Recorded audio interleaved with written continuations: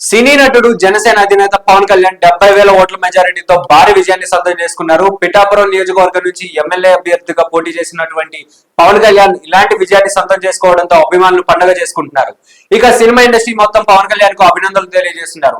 ఇలా social media వేదికగా ఎంతో మంది సెలబ్రిటీలు పవన్ కళ్యాణ్ కు శుభాకాంక్షలు తెలియజేయగా పవన్ పై ఎప్పుడు విమర్శలు చేసే సంచలనాత్మక దర్శకుడు రామ్ గోపాల్ వర్మ సైతం పవన్ కళ్యాణ్ విజయంపై సోషల్ మీడియాలో స్పందిస్తూ చేసిన పోస్ట్ ప్రస్తుతం వైరల్ గా మారింది. రామ్ గోపాల్ వర్మ కూటమి అభ్యర్థులపై ఇటీవల కాలంలో సంచలన వ్యాఖ్యలు చేస్తూ వచ్చారు.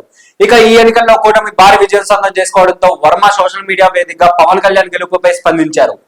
ఈ సందర్భంగా ఈయన పవర్ స్టార్ పవన్ కళ్యాణ్ అనే పేరును రాసి పక్కన 2 చేతులు జోడించినటువంటి ఎమోజీని చేర్చారు. ఇంతకు మించి ఈయన ఏ విధమైనటువంటి కామెంట్స్ చేయలేదు. ఇలా వర్మ ఇలాంటి పోస్టు చేయడంతో ఈ పోస్ట్ కాస్త సోషల్ మీడియాలో వైరల్ గా మారింది. ఇలా 2 చేతులు జోడించి దండం పెట్టడంతో పవన్ స్టామినా ఇప్పటికి అర్థం చేసుకున్నారు అంటూ పలువురు కామెంట్లు చేస్తున్నారు.